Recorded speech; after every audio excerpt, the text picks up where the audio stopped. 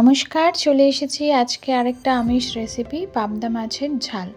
তো এই মাছটা কিন্তু আমার ভীষণ প্রিয় একটা মাছ। যেরকম চিংড়ি মাছ, ইলিশ মাছ সেরকম সমগোত্রীয়ই কিন্তু আমার কাছে পাবদা মাছটা লাগে। তো পাবদা মাছ অনেক সময় বিয়েবাড়িতে বা কোনো অনুষ্ঠান বাড়িতে গোটা, গোটা সর্ষে দিয়ে রান্না হয়ে থাকে। আর আজকে আমি করছি কিন্তু লঙ্কা কাটার ঝোলের মতন। তো খুবই কম উপকরণ দিয়ে শুধুমাত্র টমেটো আর লঙ্কা দিয়ে পুরো রান্নাটা কিন্তু আমার হয়ে যাবে। তো প্রথমে কিন্তু আমি কড়াইতে তেল গরম করে নিয়েছি। তো আমার আজকে যে মাছটা পেয়েছি বাজারে সেটা একটু বড় সাইজের ছিল বলে আমি পাবদা মাছগুলো হাফ হাফ করে কেটে নিয়ে তারপরে আমি নুন হলুদ মাখিয়ে রেখে দিয়েছিলাম।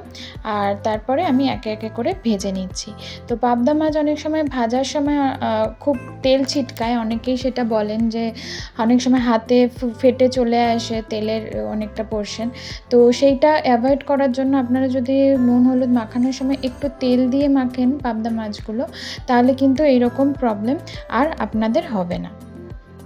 আর এই মাছটা ভীষণ সফট টাইপের মাছ। তো ভাজার সময় কিন্তু পরিমাণ মানে একটু বেশি পরিমাণে একটু তেল দিয়ে ভাজবেন।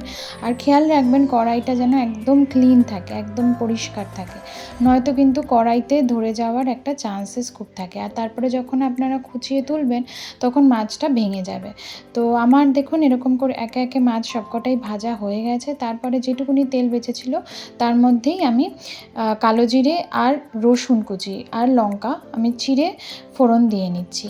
তো এই রান্নাটা আমার রসুনের ফ্লেভারটা দিলেই বেশি ভালো লাগে। আর অন্যভাবে হলো সর্ষে পোস্ত দিয়ে যে রান্নাটা হয় সেটা তো আলাদাই পুরো। তো তারপরে আমি দেখুন হাফ মতন টমেটো আমি কিন্তু এখানে তেলের উপর দিয়ে দিয়েছি।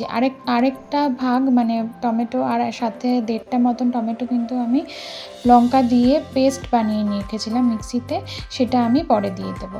তারপরে আমি নুন হলুদ পরিমাণ মতন দিয়ে নিলাম তেলের মধ্যে, এবং টমেটোগুলো যখন একটু সফট হয়ে যাবে তারপরে আমি যে বেটে রাখা মশলাটা সেটা দিয়ে দেবো। সেটা দিয়ে একটু ভালো করে কষাতে হবে। এর মধ্যে কিন্তু আমি জিরে গুঁড়ো বা ধনে গুঁড়ো কোনো রকম গরম মশলা কিছু ইউজ করিনি। একদম সিম্পল রান্না, কিন্তু খেতে খুবই দারুণ লাগে।